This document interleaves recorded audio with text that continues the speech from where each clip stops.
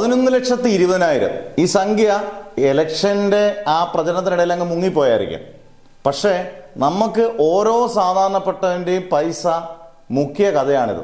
വേറെ ഒന്നുമല്ല, നമ്മുടെ സാക്ഷാൽ നമ്മുടെ എല്ലാ ഇഷ്ടപ്പെട്ട നമ്മുടെ സ്വന്തം ലാലേട്ടൻ മോഹൻലാൽ, മലയാളത്തിൻ്റെ നടൻ മോഹൻലാൽ നമ്മുടെ മുഖ്യമന്ത്രി പിണറായി വിജയനെ ഇൻ്റർവ്യൂ ചെയ്തതിന് 2 കസേരയിട്ട് ഇൻ്റർവ്യൂ ചെയ്ത് ഒരു റൂമിലിരുന്നതിന് ചെലവ് വിവരാവകാശ കമ്മീഷന് ഒരു മെൻഷൻ ചോദിച്ചപ്പം അവർ കൃത്യമായിട്ട് പറഞ്ഞത് ജനങ്ങളുടെ പൈസയാണല്ലോ എടുക്കുന്നത്. ആ ജനങ്ങളുടെ പൈസയിൽ നിന്ന് എടുത്ത് 11,20,000 രൂപ 1 മണിക്കൂർ 2 മണിക്കൂർ ഇൻ്റർവ്യൂ ആയിക്കോട്ടെ.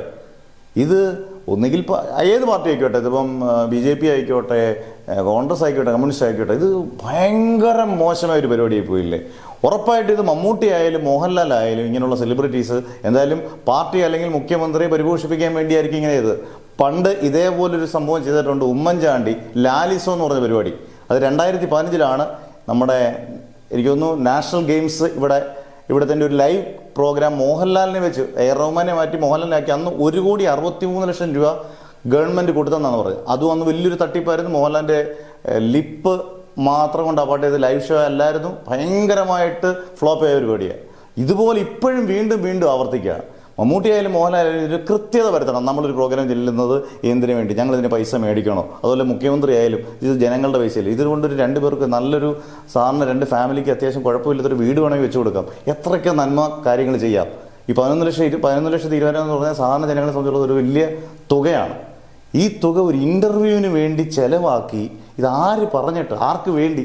ജനങ്ങൾ പറഞ്ഞു ഇൻ്റർവ്യൂ വേണോ, സൂപ്പർ താരങ്ങൾ വേണമെന്ന് പറഞ്ഞു. ഇങ്ങനെ ഇൻ്റർവ്യൂവിൻ്റെ ആവശ്യം പോലും നമുക്ക് ജനങ്ങൾക്കൊരു ആവശ്യമില്ല. ഞങ്ങൾക്ക് ആവശ്യമില്ലാതെ ഇങ്ങനെയുള്ള തിരിമറികൾ നടത്തുമ്പോൾ ഇപ്പം വിവരാവകാശ കമ്മീഷൻ ഉള്ളതുകൊണ്ട് നമുക്ക് മനസ്സിലായി 11,20,000 രൂപ നമുക്ക് ചിലവായിരുന്നു. പക്ഷെ കഷ്ടം തന്നെ. 100% സാക്ഷരത നേടിയ കേരളത്തിൽ ഇപ്പോഴും ഇങ്ങനെയുള്ള കാര്യങ്ങൾ നടക്കുക എന്ന് പറയുന്നത് വളരെ മോശം. ഇതിനകത്ത് നമുക്ക് ഏത് പാർട്ടി ആയാലും കുറ്റപ്പെടുന്നതിനൊപ്പം ഈ ചെന്നിരിക്കുന്ന മമ്മൂട്ടി ആയാലും മോഹൻലാൽ ആയാലും ശ്രദ്ധിക്കേണ്ട ഒരു കാര്യം, വളരെ വ്യക്തത വരുത്തിയതിന് ശേഷമേ ഒരു ഇൻ്റർവ്യൂവിൽ പോകാവൂ.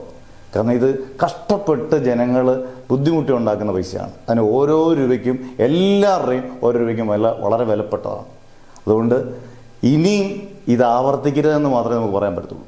കാരണം ഇനിയും കേരളത്തെ ഒന്നാമത് കടക്കണിയിലാണെന്ന് പറയുമ്പോൾ ഈ കേരളത്തെ വീണ്ടും കട്ട് മുടിക്കരുത്.